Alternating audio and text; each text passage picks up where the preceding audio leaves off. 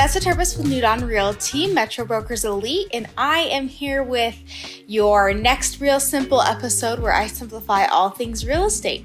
So today we are going to talk about the ins and outs of new builds.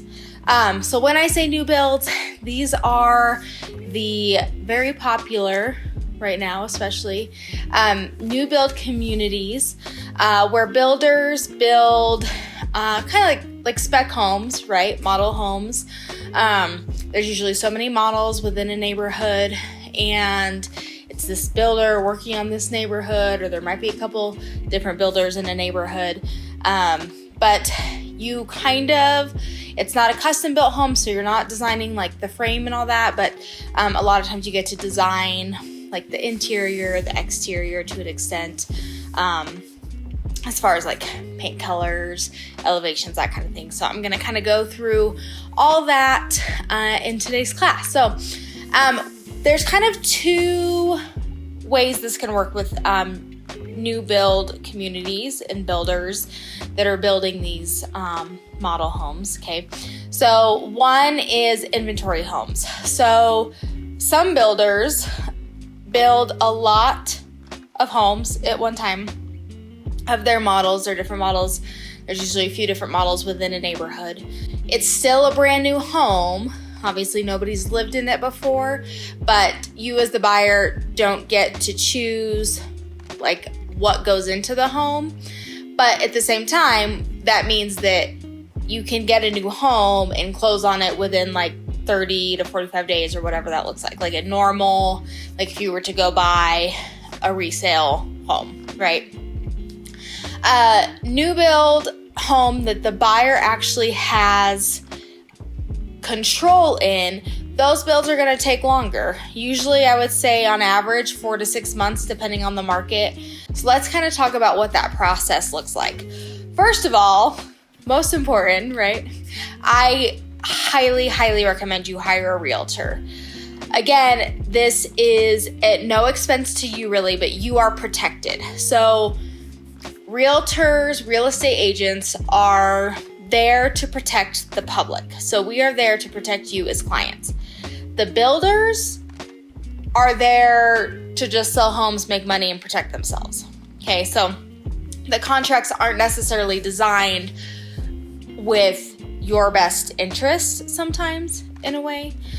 So I think it's important to hire a realtor so that you have somebody to advocate for you, to help you through those contracts and whatnot. Second, find a neighborhood and a builder that you like.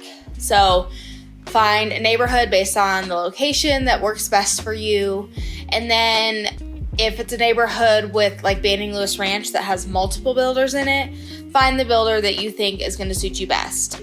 Or you can find the home that you like best. So either way, it can work either way. If you are going with like, oh, I definitely want this builder to build my next home. I've seen their homes before. I want to look at their models. I'm going with them. Next thing is we go to their sales office and we look at the available models for that neighborhood. Choose the model, the floor plan, square footage, price point, all those things that work best for you. And then we are going to look at the lots that are available. Now, you can choose your lot. A lot of them have different, they call them like premiums, right? So this is the cost of the lot. So depending on the size of the lot, the location, like if it's a corner lot, if it's kind of in the middle, that kind of thing. So you're gonna choose your lot that will accompany that house. Now, say you're getting like a ranch with a basement. Not all lots are gonna accommodate a basement. It's kind of like a lot of moving pieces in the beginning, a lot of things to think about and consider. But once you do all that, everything is chosen, then you're going to pay your earnest money to the builder, and then you're going to sign the builder contract. So again, your agent can help you go through that contract, help you to understand it, especially because sometimes it can move kind of quickly. So you don't want to miss anything. This contract is going to kind of go through some of the base upgrades, like especially like some of the structural upgrades. And then later you can take care of the interior upgrades. So let's talk about upgrades for a second.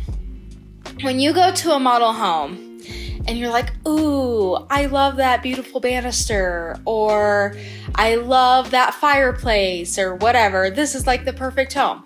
Know that a lot of the aspects in a model home, countertops, flooring, banisters, sometimes the fireplaces, a lot of those things don't come standard with that model. So as you're walking through a model home, then you're going to want to ask, you're going to kind of want to walk through it with the salesperson, so that you know what is standard and what's not, just so you get a better idea of what you're actually walking into. When you're signing the contract, a lot of the things that you're going to think about, and a lot of the things that do go into the contract initially, are going to be some of the structural upgrades. So the elevation, what the roof looks like, your patio. A lot of times the builders, the standard is just like a small little concrete slab in the back or whatever.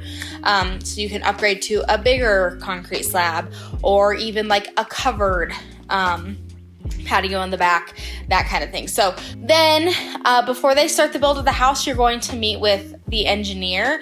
They're going to kind of go over the structure, confirm all the structural upgrades that you've agreed to. They will go over like soil reports, kind of their process, what the build is actually going to look like, and how that kind of all goes. So you kind of get to meet a lot of like, the head people that are going to be involved in building your home. Once you do that, they kind of start building. Once you get to a certain point in your build, then you are going to schedule an appointment at the design center. Now this is fun. So this is where you get to go.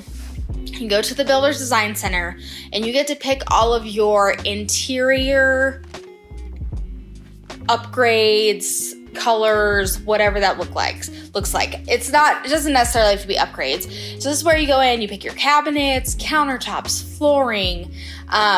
You can do paint colors if you want. I will warn you that if you're doing especially like different paint colors throughout the house, that gets pretty pricey. That appointment takes some time. So especially depending on the size of your house and how many upgrades you can afford, or want to do, or whatever. So once you have picked everything, they put it all together and you sign like an additional contract. Now again, if you get upgrades, this is going to be additional cost to what was in your original contract. Okay. So they'll add that in, and then you'll get your final for closing. Once you do that, then once they get the frame up, you will do a framing walkthrough. Now this walkthrough, I highly recommend like taking pictures or taking a video of. And again, if you hire me as your realtor, I will go through all of these steps with you. Like I'll go to the design center with you if you want. I will definitely go through the walkthroughs with you, because there's a few of them.